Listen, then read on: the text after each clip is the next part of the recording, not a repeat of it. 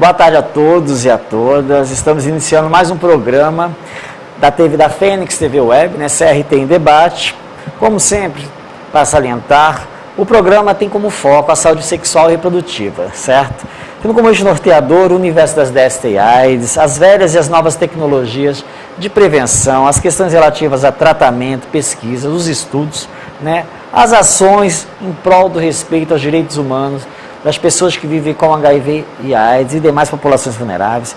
Vamos conhecer neste programa trabalhos realizados por ONGs, pelo próprio CRT, por centros de serviços de saúde, né, desse estado, enfim. Vamos conhecer um pouco mais da realidade de vários atores e atrizes que trabalham diretamente com a questão das doenças sexualmente transmissíveis e AIDS, né? Lembrando que nosso programa ele acontece sempre às quintas-feiras, das 16 horas, sempre com um convidado tratando questões relativas a esse universo das doenças sexualmente transmissíveis e AIDS e temas relacionados também às questões da nossa população. O assunto que vamos tratar hoje será a relação do governo com as organizações da sociedade civil, né? A tal sociedade civil organizada na luta contra a AIDS. Temos como pano de fundo o livro Sociedade Civil, a diferença na resposta paulista ao HIV e AIDS.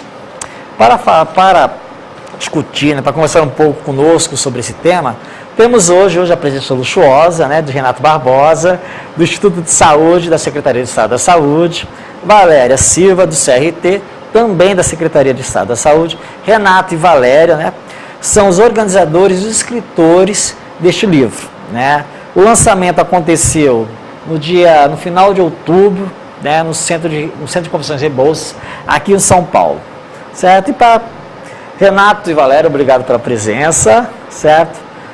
Colegas, pegando um pouco o título do livro, né? Sociedade Civil, a diferença paulista na resposta ao HIV e AIDS.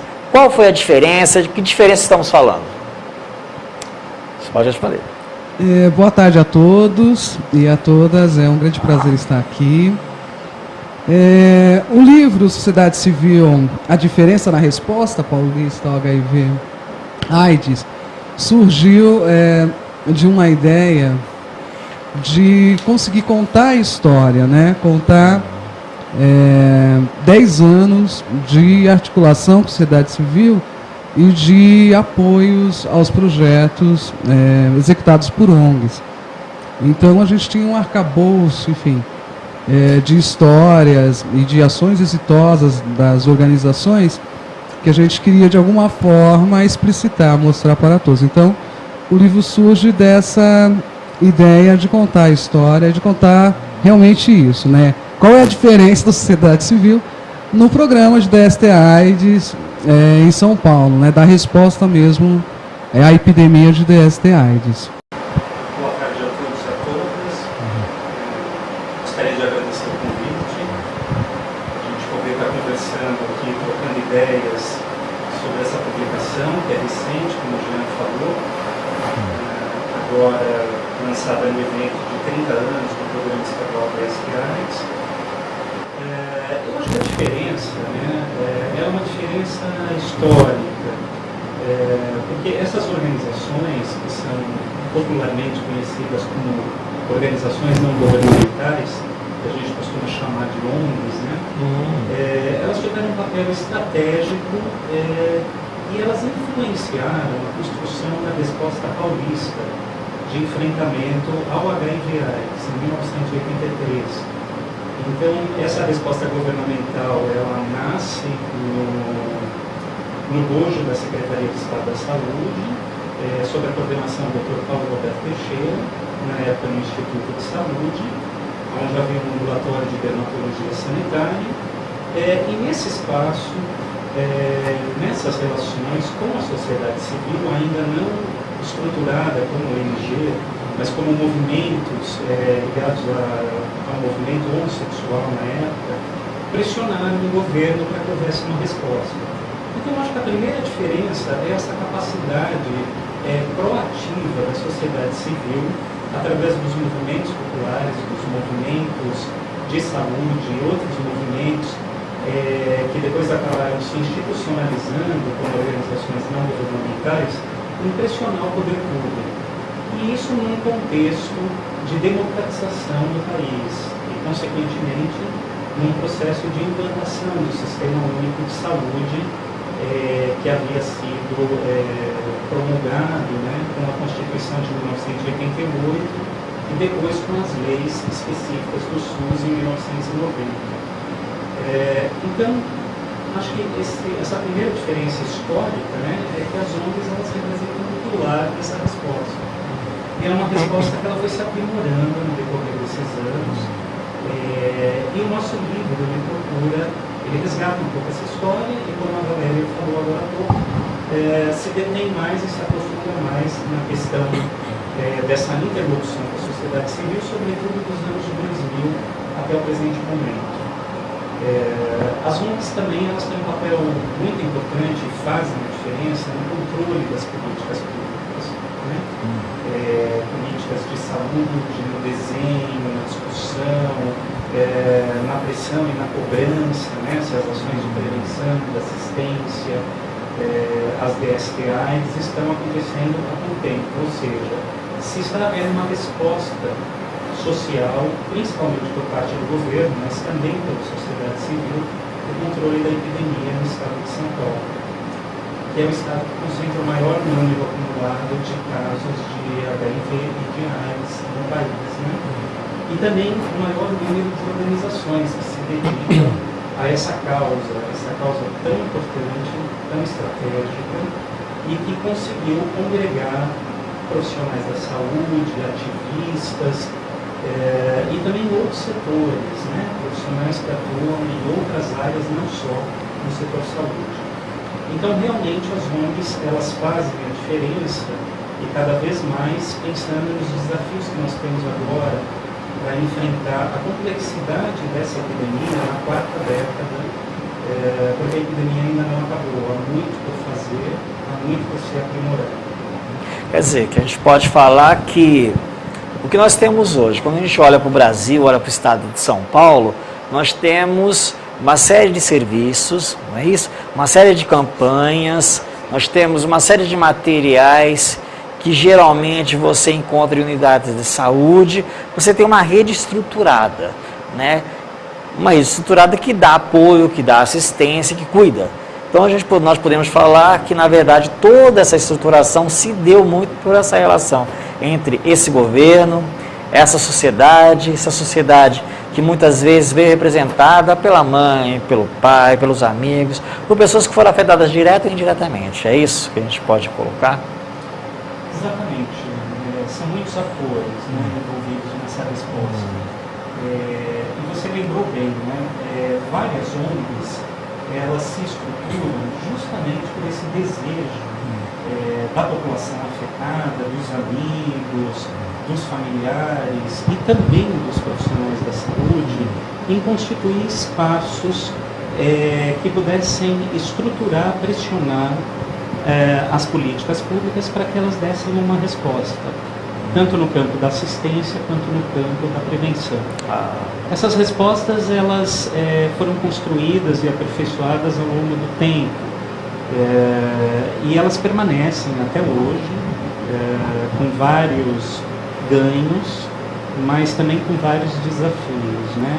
O que é inerente a qualquer proposta de participação social e política no âmbito do Sistema Único de Saúde, né? E a AIDS, inclusive, ela tem exemplos muito exitosos da participação da sociedade civil, em especial das ONGs, nos espaços de decisão, nos colegiados que constituem o Sistema Único de Saúde. A AIDS é um exemplo que vem sendo seguido, inclusive, por outros problemas, por outras epidemias no quadro sanitário brasileiro. Tá. Legal. Valéria, acho que era legal você trazer um pouco agora. Assim, vamos para o campo concreto. A gente fala em resposta. Vamos dar um exemplo. Vamos pensar para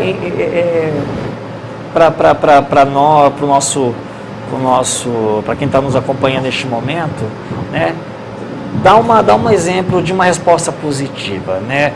Uma resposta das instituições, ou projetos e também provocações e interesses que as instituições elas propuseram para o governo e o governo acatou e transformou isso numa realidade. Vamos dizer assim.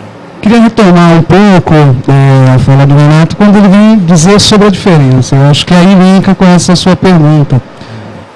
Destacou dois itens, na verdade 3 itens, né? O de controle social e de advocacy, quer dizer, é a sociedade civil, né, historicamente iniciando com o movimento gay, mas no encadeamento da história, as pessoas vivendo com HIV, os familiares, etc. Então você tem a sociedade civil através da sua ação de controle social, e você tem ela como propositora também de tecnologias de prevenção, né?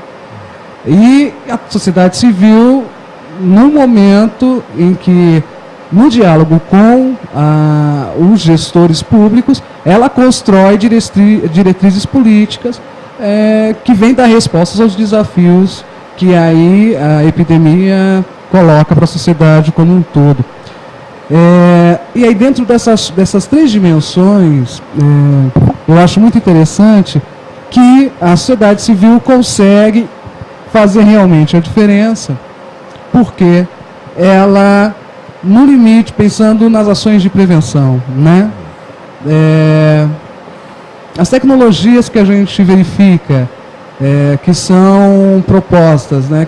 Que as ONGs, né? Vulgarmente conhecidas como ONGs, elas atuam com a sociedade, com as comunidades, populações específicas. Essa tecnologia, muitas vezes, para o olhar das políticas públicas e para o olhar dos gestores, elas trazem essa inovação, né? Pela capilaridade que elas conseguem ter com as comunidades, pelo tipo de comunicação de linguagem e pelo entendimento que elas conseguem ter da vivência, da cotidianidade das pessoas. Quer dizer, elas conseguem passar as mensagens de prevenção, né, que a gente faz diversas campanhas, elas conseguem ali no acolhimento pessoal, na conversa, na convivência, porque essas organizações, elas nascem, né, dessas comunidades, né, desses grupos.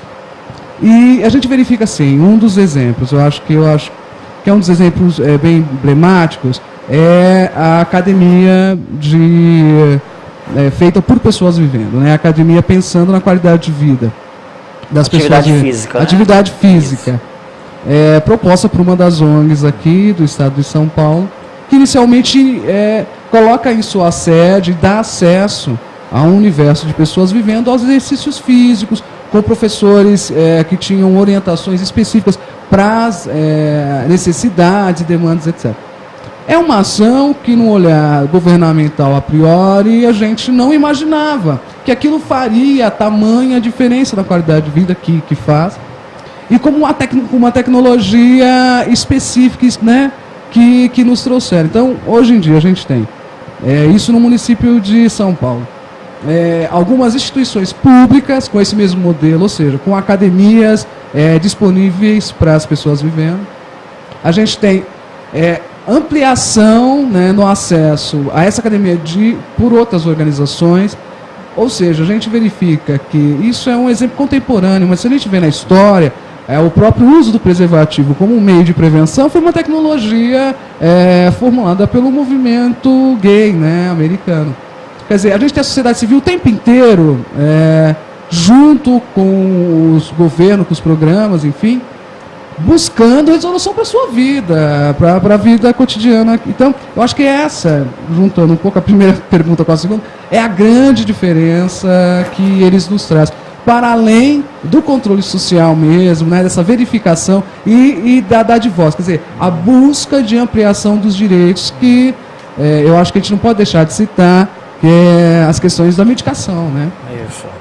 Conquistar o direito a medicações especiais, as medicações específicas, quebrar patentes, enfim. Eu acho que a resposta brasileira, quer dizer, quando a gente tem, no fim dos anos 80, no início dos 90, um diagnóstico que o Brasil seria igual à África, né? E a gente consegue diminuir o tanto que a gente diminuiu, né?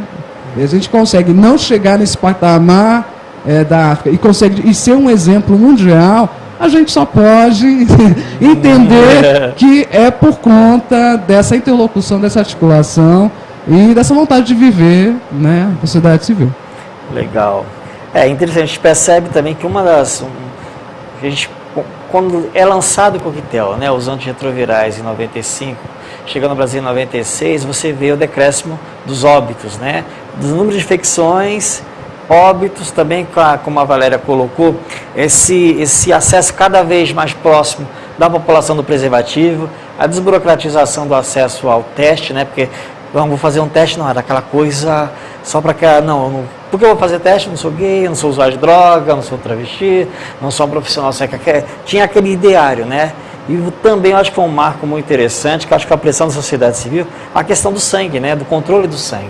Né? Isso acho que foram momentos decisórios nesse país para a gente ter o que nós temos hoje, com todos os desafios, né? A gente tem vários desafios ainda na cena, mas se não fosse esse jeito de trabalhar, de atuar aqui no Estado diretamente com esses grupos, com essas pessoas, talvez a gente não teria conseguido uma série de conquistas, né?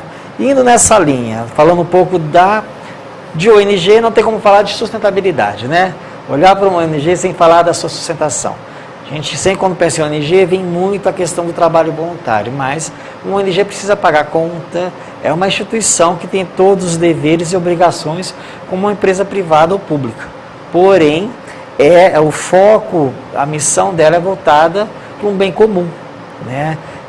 Como os estados, municípios e o governo federal apoiam essas instituições, especificamente essas que trabalham diretamente com a questão de doenças sexualmente transmissíveis, direitos humanos, populações mais vulneráveis. Você citou a questão da população LGBT, né? Como se dá o apoio governamental das 3 esferas? Essa questão é muito estratégica que você está colocando, né? Bom, o poder público, seja ele o Estado, a União ou os municípios, né? De acordo com a Constituição brasileira e o Sistema Único de Saúde, então, tem o dever de prover o acesso a toda a população e aos diferentes segmentos da população, incluindo aí as populações mais vulneráveis, né, afetadas pela epidemia, porque também esse perfil ele muda bastante da década de 80 para a década de 80 e o período agora mais recente dos anos 2000.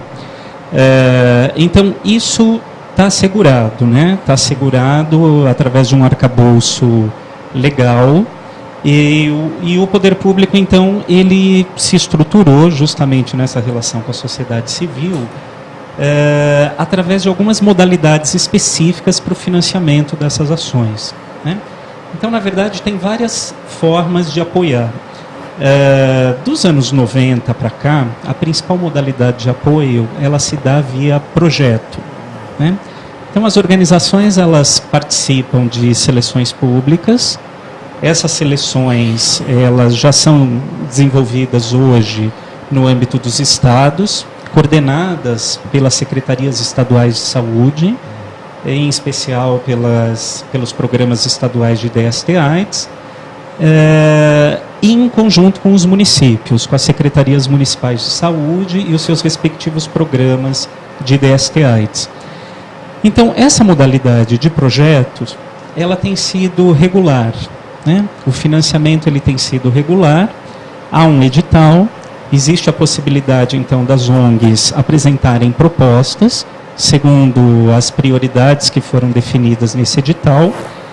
E o edital, ele é um mecanismo bem interessante, né? Primeiro que ele dá a oportunidade de toda e qualquer organização não governamental ou da sociedade civil que atua direto ou indiretamente com o controle das doenças sexualmente transmissíveis e do HIV e da AIDS, poderem participar, né? Segundo, que ele focaliza e ele canaliza os recursos para algumas prioridades epidemiológicas, né? Então, se a epidemia ela está aumentando entre homens que fazem sexo com homens, ou entre mulheres de baixa renda, ou na população com menor escolaridade, né? Em alguns contextos de vulnerabilidade, por exemplo, é fundamental que o edital ele contemple isso. Então, as ONGs, elas acessam os fundos públicos, os recursos públicos, por essa modalidade, apresentando propostas que são desenhadas, que são formuladas através de projetos. Projetos que passam por uma seleção, projetos que são avaliados e, se aprovados, são financiados, em geral, para 1, 2 anos, dependendo das regras do edital. Eu destaquei essa questão dos projetos porque essa questão do financiamento, posterior ao período do acordo de empréstimo com o Banco Mundial, que nós tivemos no período de 98 a 2002 no país, esses projetos eles passam a ser financiados primeiro nessa modalidade e depois numa modalidade de financiamento via fundo a fundo, que é um recurso que é repassado da União para os estados e para os municípios. Quer dizer, o Sistema Único de Saúde inicia o financiamento diretamente dos projetos. Exatamente, exatamente. Então, quer dizer, nós temos uma via regular, transparente, né, consolidada para esse financiamento, e mais do que isso, esse edital que eu falava agora há pouco, ele também estabelece papéis para os gestores, papéis que têm a ver com monitoramento, com avaliação, com acompanhamento dessas ações, porque o poder público, seja ele o Estado e o município, né, ele tem um papel de regular, de fiscalizar, de acompanhar como esse recurso público está sendo utilizado pelas organizações. Então, isso significa que o diálogo, né, desde a apresentação das propostas, a sua execução, o seu acompanhamento, né, o diálogo ele vai se estreitando cada vez mais entre a Secretaria de Estado da Saúde e as organizações e, principalmente, entre as secretarias municipais e as equipes de DST-AIDS com as ONGs. Né? Porque a gente não pode esquecer que, por princípio, né, a saúde ela é municipalizada. Então, uma série de atribuições, uma série de funções gestoras, elas vão operar, elas vão acontecer ali no âmbito do município, né? Que é onde as pessoas nascem, crescem, se desenvolvem, morrem e estão vulneráveis às DST-AIDS, né? Então, é fundamental reforçar essa atuação do município, né, nessa interface, nesse diálogo com a sociedade civil. Esse financiamento, só para finalizar, ele implica, pensando naquela questão da sustentabilidade que você falou, implica no desenvolvimento de uma capacidade técnica dessa organização. Né? Então, é muito importante que ela saiba formular um projeto, que ela saiba registrar os avanços, registrar as dificuldades, as metodologias que a Valéria se referia agora há pouco, né? É importante que elas sejam descritas na sua aplicação, porque assim é que a gente vai entendendo quais são as lacunas, quais são os desafios, né? Colocando esses atores, tanto governamentais quanto não governamentais, em diálogo. A sustentabilidade, então, ela depende muito dessa questão técnica, né? E as ONGs elas vêm se aprimorando. Então, na verdade, as ações que as ONGs faziam na década de 80, muito mais na linha de um movimento social, de um movimento popular de saúde, ela vai se modificar nos anos 90 e, em especial, agora nos anos 2000, né? O financiamento ele implica regras, os editais também têm regras muito claras, e as ONGs elas precisam se apropriar dessas regras para poder acessar esses fundos. Então nós podemos dizer que esse processo, na modalidade de projetos, nós temos um financiamento que foi institucionalizado, né? E que ele tem continuidade, que isso é outra questão muito importante. Porque a sustentabilidade técnica, ela também está associada à sustentabilidade financeira. Então, é papel do poder público prover linhas de financiamento, prover recursos regulares para essas organizações.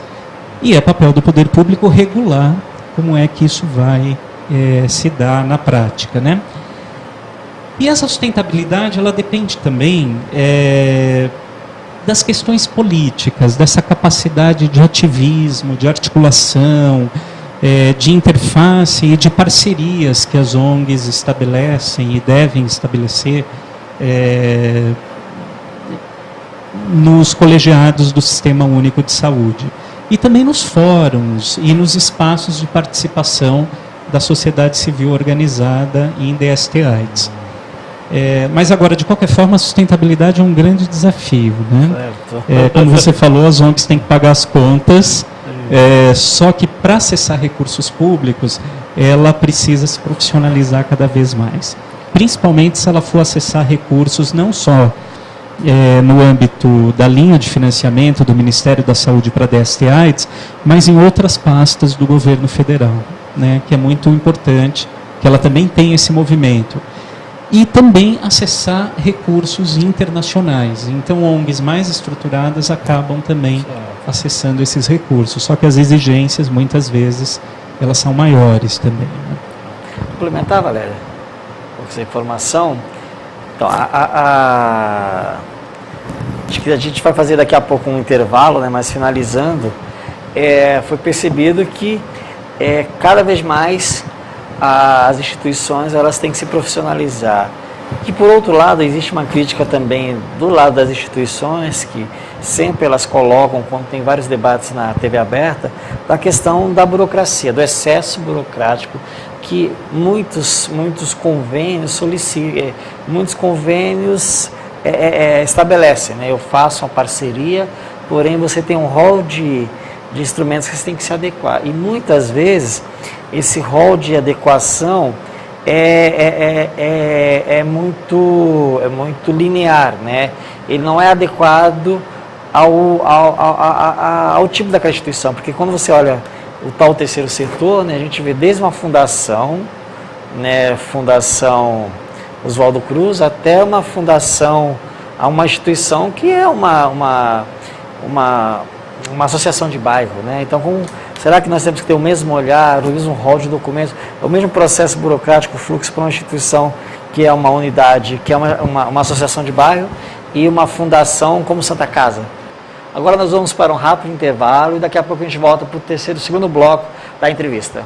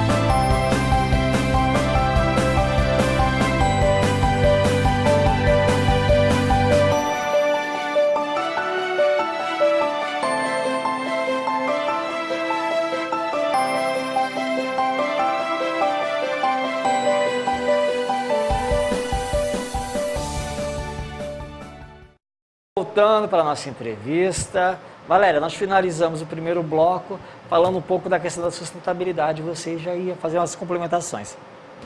Pode colocar, minha linda. É um pouco sobre a organização, a estrutura dos processos de financiamento de ONGs AIDS. Há 10 anos, esse processo chegou no nível estadual. Eu queria salientar que no estado de São Paulo, a gente chega a mais ou menos totaliza 30 milhões de recursos alocados, disponibilizados para ONGs AIDS. Para complementar um pouco a fala do Renato, com isso vem o quê? Toda uma estrutura, toda uma organização para poder construir os editais, construir todo o processo de monitoramento desses projetos.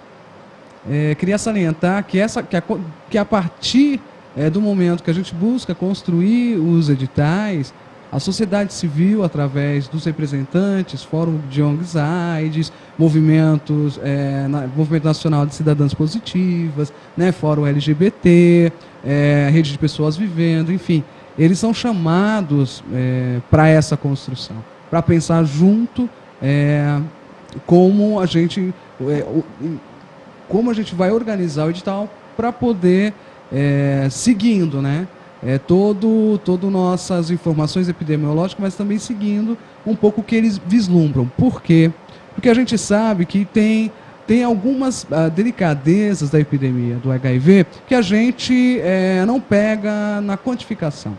Quer dizer, a sociedade civil consegue destacar alguns aspectos da epidemia antes daquilo virar número. Quer dizer, antes de você ter um banco de dados que possa te dizer, olha, tal população está sendo mais atingida, etc. A sociedade civil vem com esse olhar qualitativo da realidade e a gente consegue ter essa especificidade dentro da nossa construção.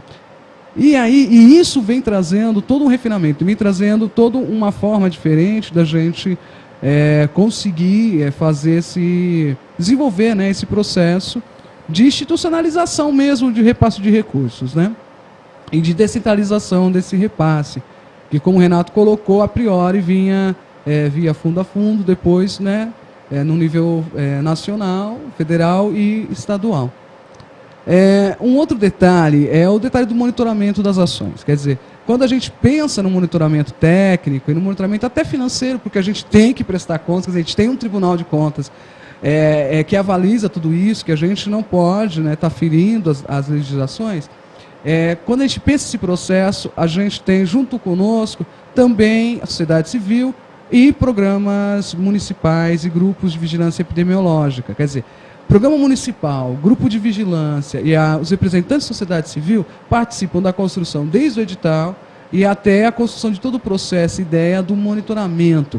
Então, a gente vem, ao longo desses 10 anos, especificamente falando de São Paulo, construindo e lapidando isso. Não é um processo fácil, quer dizer, há dissensos, mas são dissensos até positivos para a busca de superação, da gente conseguir organizar, enfim, todo esse processo.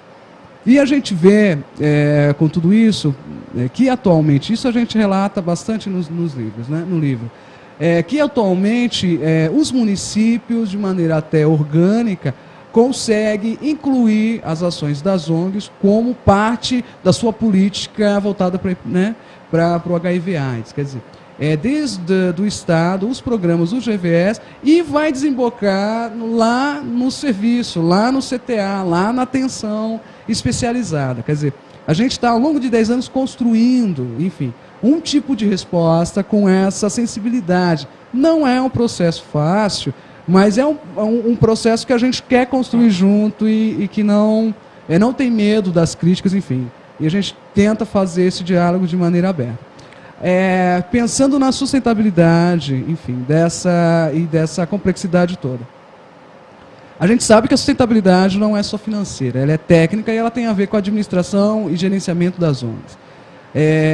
A gente tem organizações que nasceram, que brotaram dos financiamentos de organizações internacionais que tinham outro procedimento, outra legislação, né, que talvez cobrassem delas menos burocracia, quer dizer, menos documentos, menos coisas para prestação de contas. Que também na época era visto como difícil, porque tudo que é novo, né, todo processo que é colocado, ele depende, né, dessa instrumentalização mesmo das instituições. Bom, elas conseguiram passar por esse momento, a gente chega num momento até epidemiológico e histórico de que o Brasil deixa de ser foco de investimentos externos, né? O Brasil é visto como uma política que tem a possibilidade de se sustentar, de conseguir fazer, né, enfim, ser proponente das suas ações.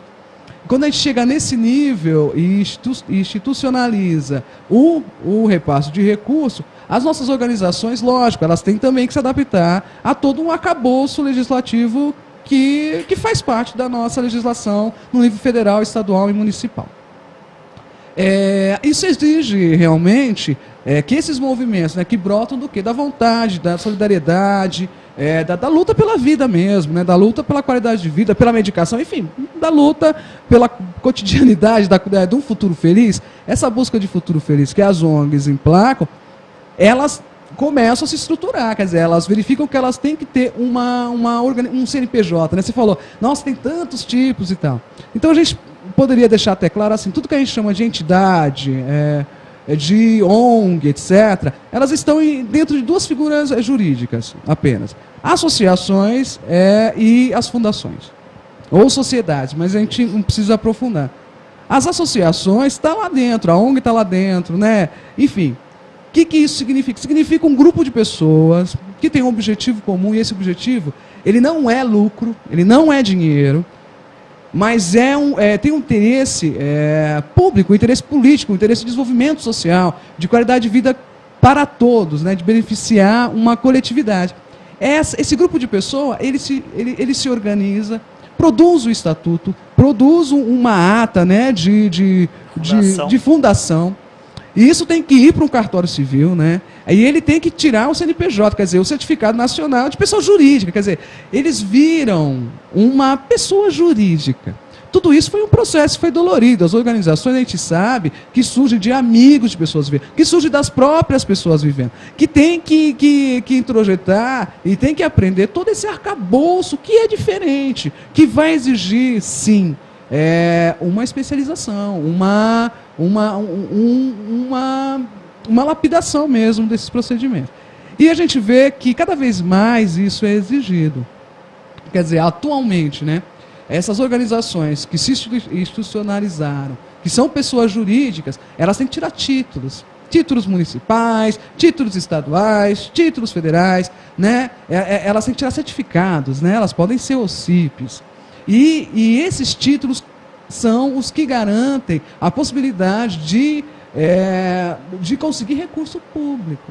Quer dizer, eu consigo fazer um convênio porque eu sou uma ONG, eu sou uma associação. Eu consigo fazer uma parceria porque eu sou um OCIP. E tudo isso tem um olhar diferenciado, tem regras diferenciadas, tem prestações de contas diferenciadas. E essas organizações, então, elas chegam na quarta década da epidemia, que é uma quarta década não mais fácil, né? Ela tem a complexidade, enfim, do que a gente vive atualmente, dos inúmeros tipos até de vírus, enfim, a gente tem uma complexidade mesmo, né? Da epidemia, dos efeitos, do vírus, da medicação. Elas chegam aqui e elas são chamadas a se adequarem a esses novos desafios. Eu não acredito que são desafios maiores ou menores dos anos 80 ou de 90. Eu acho que são desafios que para a gente é maior porque está mais perto, a gente está vivendo, mas são desafios que eu acho que são superáveis. Eu acho que são desafios que a gente olha, verifica assim. A gente tem os representantes da sociedade civil, eles estão militando, eles estão indo para as instâncias governamentais, questionando legislação sobre recursos, né? Eles estão fazendo capacitações para as organizações, para que elas consigam se instrumentalizar, tanto no nível de gestão de administração, gente, que às vezes depende de você ter um motoboy que vai no correio e te manda o projeto na data certa que está sendo estipulada. Quer dizer, eles estão se autogerindo como se autogeriam antes. Quer dizer, com todas as críticas que a gente pode ter e dificuldades, a gente vê que eles estão fazendo esses esforços. Quando a gente pensa em casos de apoio nas ONGs, a gente vê que tem ONGs que fecham, sim, tem ONGs que sucumbem a toda essa transformação, mas tem ONGs que nascem. Quer dizer, se a gente pega o número de associações sem fins lucrativos, atualmente, ela tem um nascimento menor, 8,8%. Se você pega de 2002 a 2008, é menor que de 2008 para cá. Quer dizer, a gente sabe que na nossa especificidade de STAs, a gente tem um grande boom, né? Nos anos 90, né? Final de 80 para 90 e agora menos, enfim. Sabemos também que tratar de sexualidade, tratar de temas que são temas sensíveis. A gente trata sobre sexualidade, a gente fala de DST/AIDS, né? Isso envolve o que? Valores morais, envolve valores religiosos, né? A gente tem, num âmbito até político, embate, discussões sobre essas questões. Quer dizer, que isso traz complexidade, sim, para a sustentabilidade. Por quê? Porque quando a gente vai fazer uma doação, pensando numa empresa privada, quando a gente vai para a assistência social, buscar uma doação para criança, enfim, etc., é muito mais fácil. Quando uma ONG AIDS, ela vai militar e falar, olha, eu falo sobre sexualidade, eu falo sobre prevenção da ST/AIDS, eu falo abertamente, né, sobre a diversidade sexual, a gente milita sobre os direitos humanos, e aí não importa credo, cor, orientação, etc., a gente advoga por redução de danos e não por um discurso de abstinência do uso de droga, mas a gente quer dar insumos para que essa pessoa não adoeça. Isso ainda, nessa quarta década, não é simples. Aproveitando essa tua colocação, já entrando, vamos falar de um setor que foi colocado como terceiro setor, né? Aquele setor que aglutina as organizações não governamentais, fundações, OCIPs, OS. E fazendo uma pesquisa para a nossa entrevista, eu fui percebendo que das linhas de apoio dessas empresas que investem no terceiro setor, investem nessas instituições, há um investimento muito mais maciço na área para projetos educacionais, sociais, educacional na linha da alfabetização, social na linha do fornecimento de cesta básica, criança, como você bem colocou, mas quando você olha a área da saúde, é muito pouco, né, de todo aquele bolo, de todo aquele recurso que é direcionado, é uma pequena parcela, uma pequena porcentagem que vai para a da saúde. Como fica nesse cenário, né, a sustentabilidade, o apoio, olhando para o mercado privado, por exemplo, para as empresas? Porque a gente sabe que a maioria das instituições, principalmente que militam na causa da saúde, na causa da AIDS mais específica, tem a saúde pública como seu grande financiador, tem o sistema público como grande financiador. E sempre vem, por que vocês não devem investir mais na articulação ou na proposição junto às empresas? Mas quando você olha esse cenário, é complicado. Já aproveitando essa tua deixa, como você vê um pouco o investimento da empresa no terceiro setor, que não coloca mais, que não olha muito as questões de saúde? A gente, é difícil, mas assim, há algumas organizações que conseguem fazer esse intercâmbio, conseguem fazer um discurso, digamos assim, que consegue entrar, né? Quando a gente pensa no marketing de preservativo. Então, há organizações que conseguem, junto às empresas de preservativo, fazer, né, ter esse patrocínio, etc. E junto até empresas, vamos dizer, de bebidas, quer dizer, consegue usar algumas instituições privadas para isso. Agora, eu acho que a grande complexidade das ONGs AIDS é a sua formatação, o seu jeito de se estruturar, que é híbrido. Por exemplo, uma ONG AIDS, ela pode ter uma atuação assistencial. E ela pode ter também uma atuação educacional. Entende? E ela pode também até entrar para vertentes de buscar ações de advocacia de direitos humanos. Quer dizer, então, uma das grandes dificuldades das ONGs AIDS de saída é o entendimento da saúde, ou da assistência social, ou, né, para os títulos. Quando ela vai buscar o título de utilidade pública nos níveis, ela fica perdida. Ué, mas eu vou buscar na caixinha assistência social, mas eu faço também, então. Não, mas eu vou buscar na educação porque eu também faço, né, ações de educação e saúde, prevenção e tal. Não, mas eu também faço, né, nos direitos humanos, etc. Quer dizer, qual é o lugar da... Então, essa natureza híbrida, que foi uma exigência da nossa resposta à epidemia, é um lugar que foi conquistado, que está sendo conquistado, eu acho que paulatinamente.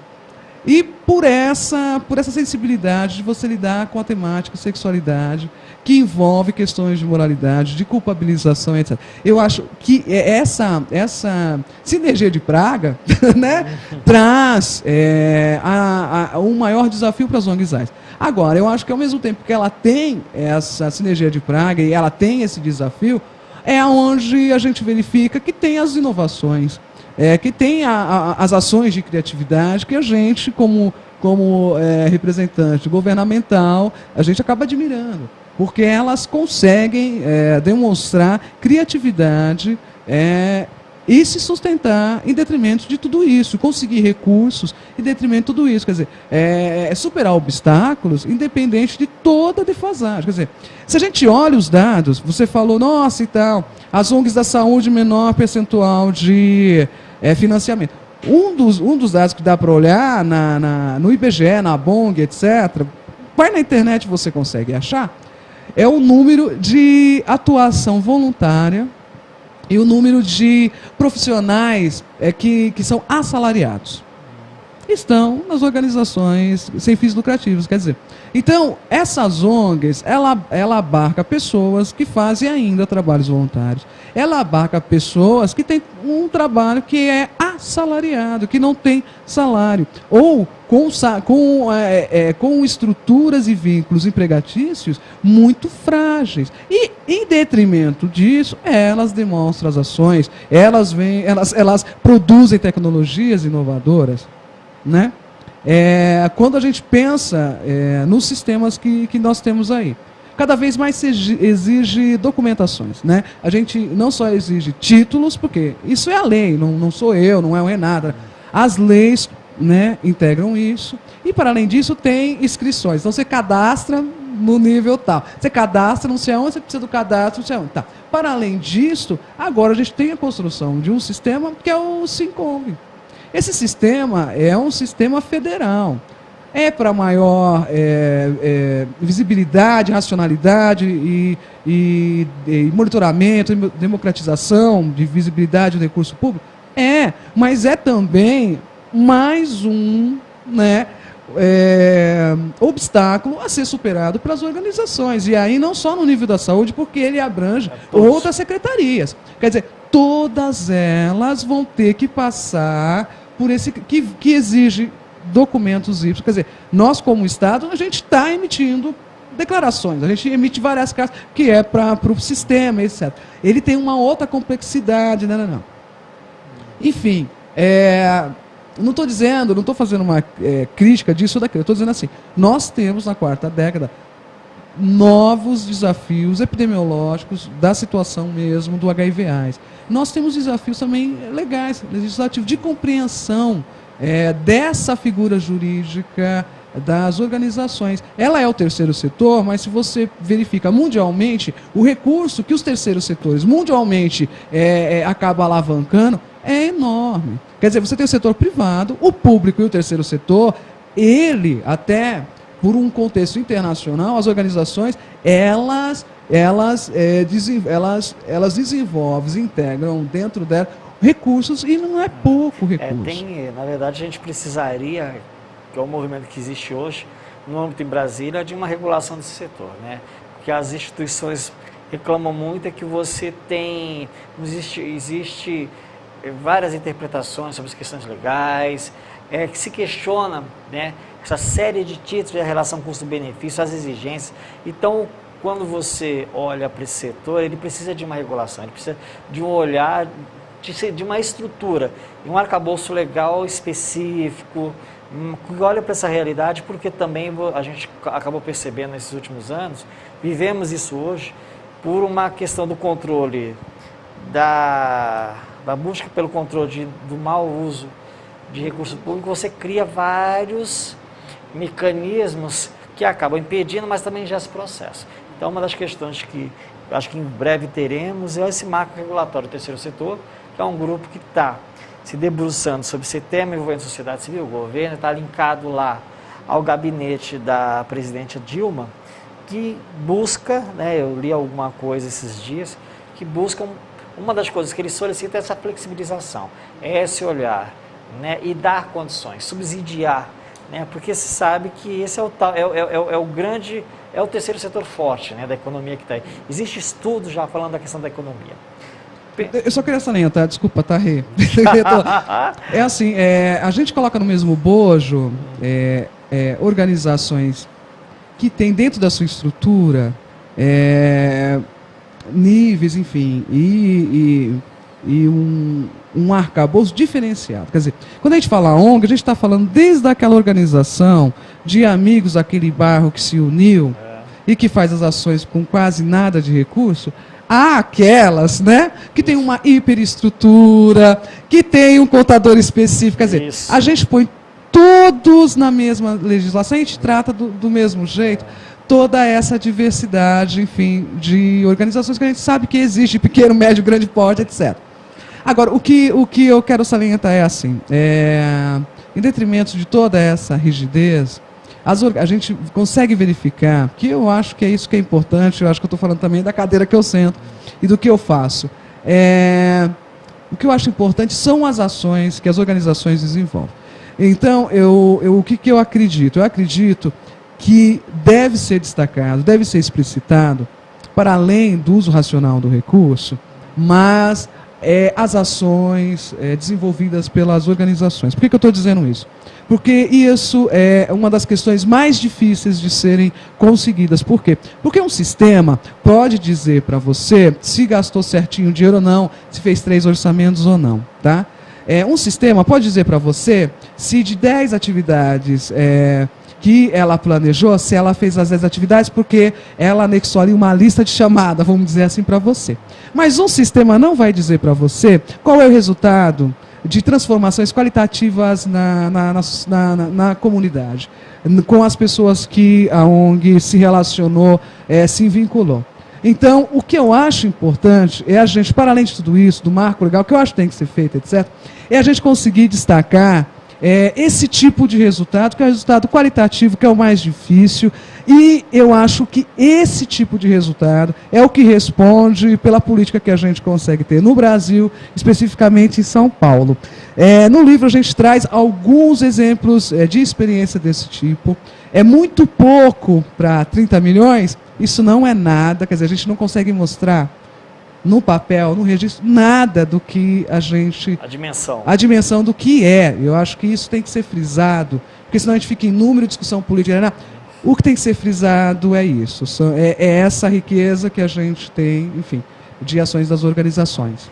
Para fechar, que o nosso tempo já está terminando, vamos pegar a terceira parte do livro, né, que vocês falam um pouco, olham um pouco, fazem um balanço, né? E olha um pouco a perspectiva, os desafios. Eu gostaria que vocês falassem um pouco dessas lições que foram aprendidas nesses 30 anos, acho que a Valéria trouxe bastante isso, e de posse disso, as perspectivas, os desafios, né? Nessa quarta década, falou tanto aqui da quarta década, né? O primeiro caso foi em 83, então estamos na quarta década realmente da epidemia, para a gente fechar. E só antes de, aproveitando o gancho, esse livro, ele não é um livro que é comercializado, porque é um livro financiado pelo governo, ele é distribuído, ele será encaminhado para cerca de 145 municípios e suas respectivas instituições. Em breve ele vai estar na versão PDF no site do CRT, que é o www.crt.saude.sp.gov.br. Ele também será distribuído para outras instituições, até bibliotecas municipais. A gente tem esse planejamento, mas esse livro ele não se encontra em livraria, né? Só para salientar. Com vocês, meninos. Então, Jean, acho que são vários desafios, né? Tanto técnicos como políticos, e também desafios de ordem administrativa e burocrática, como a Valéria destacava agora há pouco. Eu acho que, do ponto de vista político, o principal desafio que nós temos, isso não é só no âmbito das ONGs AIDS, mas é justamente a regulação do terceiro setor no país, né? Há pouco vocês comentavam sobre a BONG, que é a Associação Brasileira de ONGs. A BONG apresentou um projeto de lei na Câmara e no Senado, que já tramita há vários anos. Foi uma promessa da plataforma de governo da presidente Dilma, que não foi cumprida até o presente momento, né? Então, esse projeto ele está tramitando de forma muito vagarosa, e é um projeto que defende justamente você melhorar os mecanismos de aporte e de acesso a fundos públicos no país. Por que isso é importante? Porque é necessário separar o joio do trigo dentro do terceiro setor, né? Alguns autores colocam que esse setor, e a gente comenta no livro, ele é um grande Frankenstein. Então, ele é um setor muito nebuloso, é um setor com pouca especificidade, é um setor que abrange várias áreas e vários setores sociais estratégicos para o desenvolvimento da sociedade brasileira. Então, a saúde é um deles. E dentro da saúde, a questão do controle do HIV e da AIDS é um dos vários aspectos que precisam ser aprimorados. É importante lembrar também, né, que é um setor que ele vem se consolidando, né? No Brasil ainda tem vários desafios da regulação. Agora, o crescimento da década de 90 para cá do terceiro setor, com a redefinição do papel do Estado, é algo impressionante, né? Então, é um terceiro setor que movimenta muito recurso e é um setor que está cada vez mais atuando em interface com o mercado. No próprio levantamento que nós fizemos sobre a atuação das ONGs, nós vimos que várias ONGs, não é um número majoritário, mas tem um número significativo que estabelecem parcerias mais ou menos formalizadas com o mercado, com empresas, com o setor privado, né? E isso é salutar, isso é importante, né? Porque justamente esses três setores, o Estado, o mercado e a sociedade civil organizada, precisam atuar em interface, né? Daí a necessidade de um marco legal atual, né? Um marco legal que traduz uma concepção de Estado moderna, reguladora, e que, na verdade, possa preservar as instituições que atuam nesse setor, que são sérias. Porque nós temos muitas organizações sérias, agora nós temos outras também que não são sérias, e que foram usadas, inclusive, por partidos políticos e por políticos mal intencionados como moeda para repasse de recursos financeiros. Renato, vou pedir para você fechar, porque o nosso programa está encerrando. Então, assim, do ponto de vista macro, acho que nós temos esse desafio. E do ponto de vista técnico, da política, da ação programática em DST-AIDS, eu acho que um grande desafio que nós temos é justamente qualificar o desenvolvimento desses vários projetos que atingem várias populações estratégicas. Nós ainda temos um desafio de aumentar a cobertura de projetos de prevenção, principalmente para populações mais vulneráveis. E esse não é um desafio só da Resposta Paulista, esse é um desafio do Brasil como um todo. Então, eu destacaria esse, e também da capacidade de registro e de análise e de produção de informações, tanto pela sociedade civil quanto pelo gestor público, para a tomada de decisões no âmbito das políticas públicas. Porque nós estamos nos referindo a recurso público. E recurso público tem que ser transparente e tem que ter prestação adequada para a sociedade, né? Seja através das organizações do terceiro setor ou do poder público.